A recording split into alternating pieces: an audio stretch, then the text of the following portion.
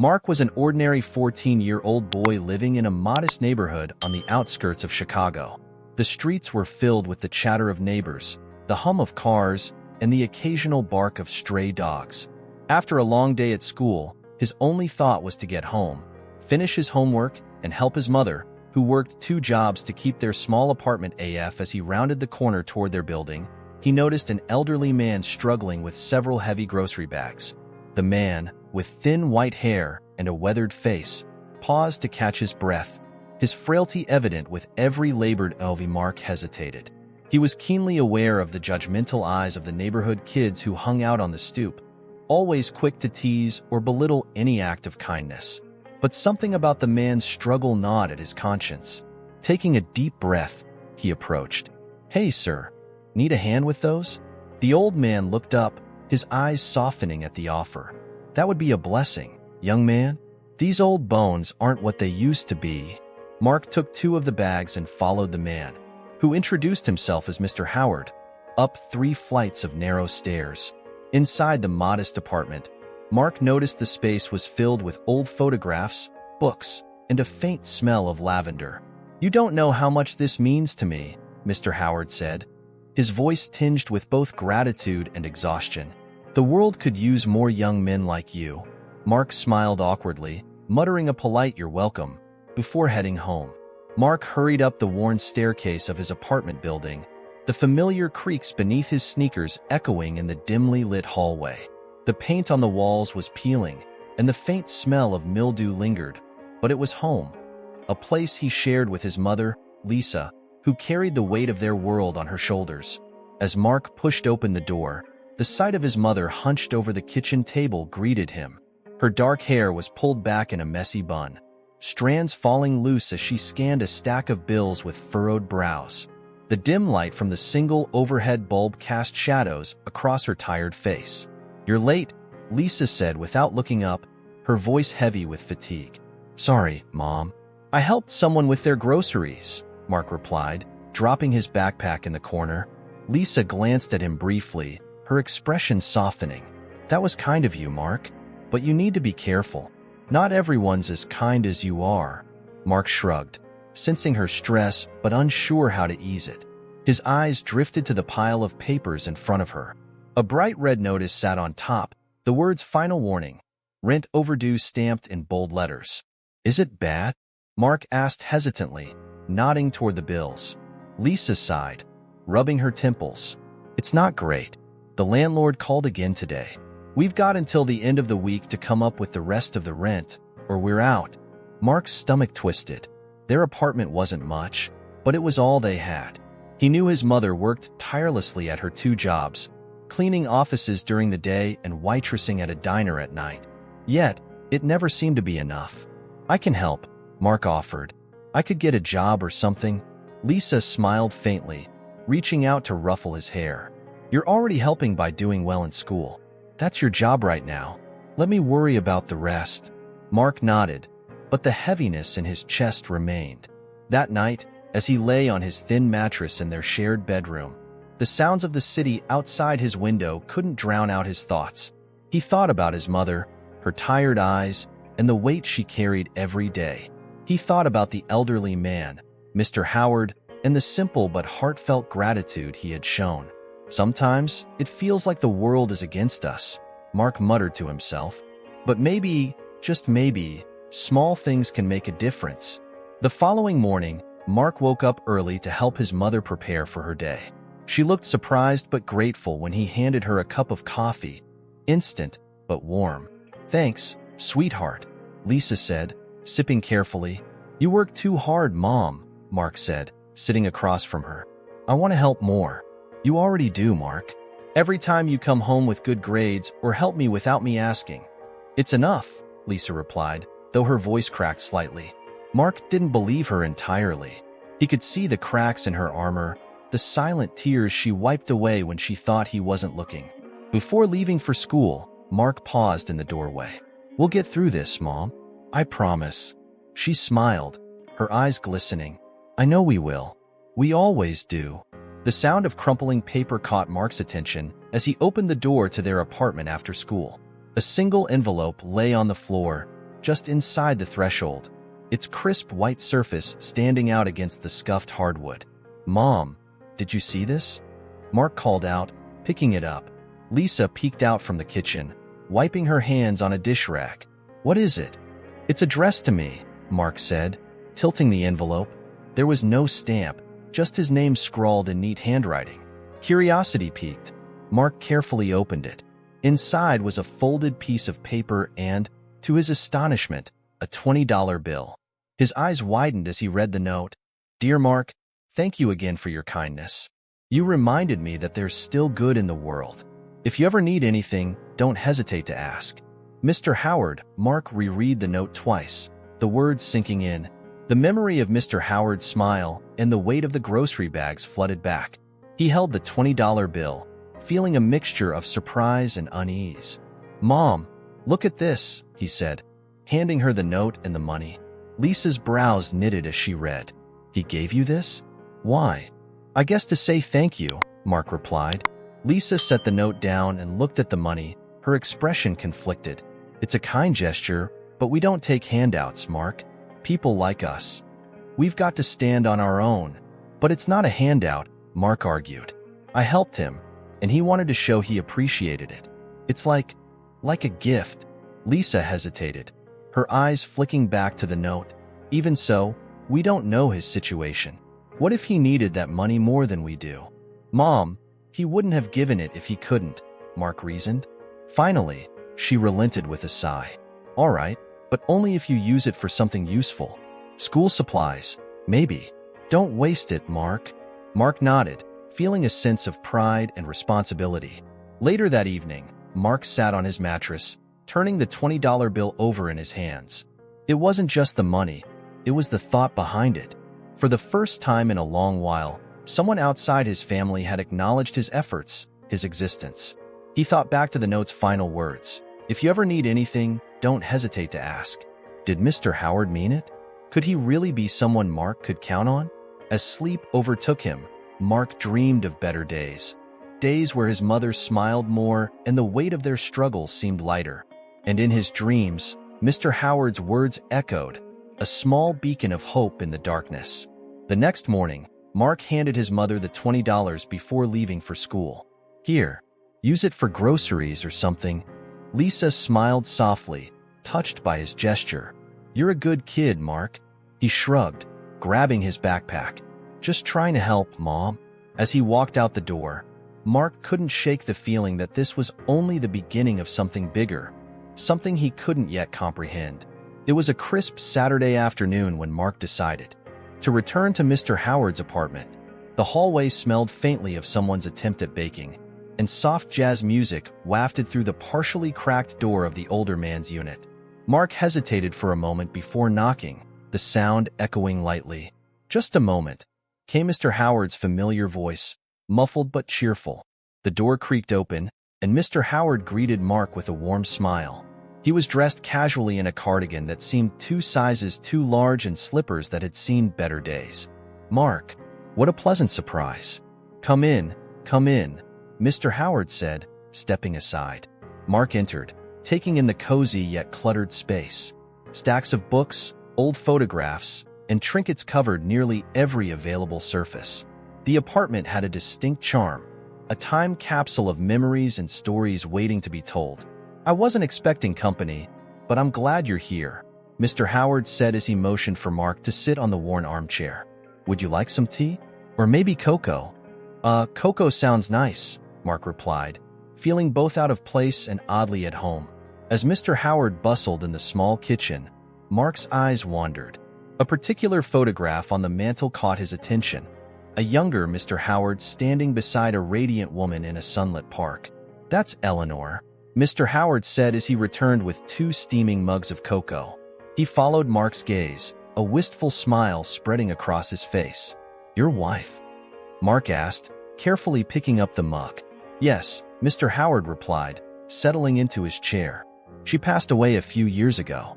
But Eleanor, she had a way of making every moment feel special. She painted that," he added, gesturing to a vibrant landscape painting on the wall. Mark studied the painting, a serene meadow bathed in golden light. It's beautiful. She was talented, Mr. Howard said with a nod. She always said art was her way of preserving the beauty she saw in the world, even when times were tough. As they sipped their cocoa, the conversation turned to Mark's family. What about your parents, Mark? Mr. Howard asked gently. Your kindness tells me you come from good people. Mark hesitated. My dad passed away when I was little. It's just me and my mom now. I'm sorry to hear that, Mr. Howard said, his expression softening. Losing someone we love changes us, but it also teaches us to cherish what we have. Mark nodded, unsure how to respond. Before he left, Mr. Howard handed Mark a small, leather-bound book. This is for you, he said. Mark turned it over in his hands. The cover was worn but sturdy, the faint scent of aged paper rising as he opened it. It's a journal, Mr. Howard explained. I used to carry one everywhere. Writing helped me make sense of the world. Someday, you might want to look back and remember who you were and who you're becoming. Mark tucked the journal into his backpack, touched by the gesture. Thank you, he said sincerely. Thank you, Mark, Mr. Howard replied, his voice tinged with emotion. Your visit today reminded me of something Eleanor used to say. Kindness is the only thing we can leave behind that truly lasts. That evening, back in his apartment, Mark opened the journal. To his surprise, the first few pages weren't blank. Instead, they were filled with elegant handwriting, entries detailing moments of kindness Mr. Howard had experienced throughout his life. One entry caught Mark's eye. 1972. A young man helped me when I was at my lowest, giving me the strength to carry on. His name was Marcus. Mark's heart skipped a beat. Marcus, his father's name. Mark stared at the journal's faded entry, his heart pounding. The name Marcus seemed to leap off the page, stirring a whirlwind of emotions. Could this Marcus be his father? And if so, what connection did Mr. Howard share with him? Unable to sleep, Mark sat cross-legged on his bed, the journal spread open in his lap. The entry was short but powerful. 1972. A young man helped me when I was at my lowest, giving me the strength to carry on. His name was Marcus. It offered no further details, no clues about what had happened or how his father had made such an impact. Why didn't Mom ever mention this? Mark murmured to himself, the question gnawing at him as dawn crept into the sky. The next afternoon, Mark found himself outside Mr. Howard's door once more. This time, he wasn't visiting out of courtesy. He needed answers. When Mr. Howard opened the door, he seemed surprised but pleased. Mark, twice in 2 days. I must be lucky. Mark forced a smile but quickly held up the journal. Mr. Howard, can we talk? About this?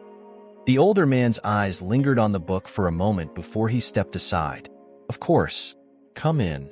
Inside, the apartment felt as warm and inviting as before, but Mark's nerves made him restless. He sat on the edge of the armchair, gripping the journal like a lifeline. I read the first few pages, Mark began. You wrote about someone named Marcus. My dad's name was Marcus. Did you know him? Mr. Howard's expression shifted. His usual cheerfulness dimmed, replaced by a solemn look. He sat down across from Mark, clasping his hands together. Yes, Mark, he said softly. I knew your father. Marcus Hill was one of the finest young men I ever had the privilege of meeting. Mark's breath caught. How? When? It was a long time ago, Mr. Howard began, leaning back in his chair. I was going through one of the darkest periods of my life. My business had failed, my marriage was strained, and I felt like I had no one to turn to. Then, one evening, I met Marcus. He paused, his gaze distant as if he were peering into the past. He was working at a small diner back then. I went in, looking for coffee and maybe some peace of mind. Instead, I found him, this young man who seemed wise beyond his years. He struck up a conversation, and before I knew it, I was pouring out my troubles to him. I don't know why I opened up to him, but he listened. He didn't judge or offer empty platitudes. He just listened. Mark hung on every word. What happened next? Marcus didn't just listen. He acted, Mr. Howard said with a faint smile. He gave me advice, real advice, and even lent me money from his meager savings. I tried to refuse, but he insisted. He said, Helping you helps me. We all need someone to believe in us. That stuck with me. Tears stung Mark's eyes as he imagined his father in this role. Compassionate, selfless, and strong. I never knew that about him, Mark admitted. Mr. Howard leaned forward, his voice growing gentle. Your father was a remarkable man, Mark, and you remind me so much of him. The way you helped me that day with the groceries, it felt like déjà vu. Mark swallowed hard, the weight of his father's legacy settling over him. Why didn't you tell me sooner? I wasn't sure it was him, Mr. Howard confessed, but when you mentioned your last name and then your mother's name, I began to connect the dots. Wait, Mom? You know my mom? Mr. Howard hesitated before nodding. Briefly, yes. Years after your father passed. She was struggling, just like Marcus once was. She didn't talk much about her past, but I could tell she carried a heavy burden. Mark left Mr. Howard's apartment that evening with a mix of emotions, pride, curiosity, and a deep sense of longing. When he got home, Lisa was in the kitchen, humming softly as she prepared a modest dinner. Mom, Mark said, his voice firm but laced with emotion. Lisa turned, startled by his tone. What's wrong? I need to know the truth, Mark said, holding up the journal. About Dad. About Mr. Howard. About everything. Lisa's expression froze, her eyes darting between the journal and Mark's face. She sighed, setting down the spoon she had been using. All right, Mark, let's talk. The next day, Mark confronted Mr. Howard. Did you know a man named Marcus? My dad. Mr. Howard's face softened, and tears welled up in his eyes. Marcus, your father was a remarkable man. He had so much potential, but he was lost when I met him. I gave him a chance at my company, and he soared. He talked about you and your mother all the time. Mark was speechless. You knew him? Why didn't you say anything? I wasn't sure, Mr. Howard admitted. But when you helped me, I saw so much of him in you. Your kindness, your determination. It's like he was standing in front of me again. Mark felt a surge of emotion, pride, sadness, and connection. Somehow, helping Mr. Howard had brought him closer to his father's memory. Mark's connection with Mr. Howard quickly grew stronger. The old man began to share more stories about his father, how Marcus had been a determined young man, full of ambition, but carrying a heavy burden of doubt. Your father worked hard to prove himself, Mr. Howard explained one afternoon. He believed that a man's worth wasn't in where he started, but in how much he was willing to fight for his future. Inspired, Mark started visiting Mr. Howard regularly. Each visit felt like uncovering pieces of his father's legacy. Mr. Howard even offered to help Mark with his schoolwork, sharing his wisdom from decades of experience. One day, Mr. Howard made a surprising proposition. Mark, I've been thinking. I've been looking for someone to help me organize my old files and projects. It's nothing fancy, but I could pay you a little for your time. What do you say? Mark's eyes lit up. You mean like a job? Exactly, Mr. Howard said with a smile. Think of it as me paying it forward, just like I did with your father. Mark's new job with Mr. Howard provided a small, but much-needed boost to the family's finances. He proudly handed his first paycheck to his mother, who teared up at his gesture. You didn't have to do this, Lisa said, hugging him tightly. I wanted to, Mom. We're in this together, Mark replied. Despite the small victory, challenges persisted. The landlord wasn't sympathetic to their efforts, and the threat of eviction loomed larger each day. Lisa grew increasingly anxious, and Mark felt the weight of responsibility growing heavier on his young shoulders. One evening, Mark overheard Lisa on the phone, pleading with a friend for help. The desperation in her voice was a stark reminder of how precarious their situation was. As Mark continued working for Mr. Howard, he stumbled upon an old ledger tucked away in a dusty box. The entries were detailed financial records, but one name stood out, Marcus Hill, his father.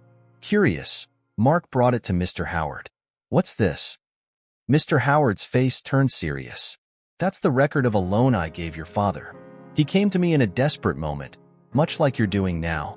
He paid it back, every penny, but it wasn't easy for him. Mark's curiosity deepened. Why did you help him? Because I saw something in him, just like I see something in you.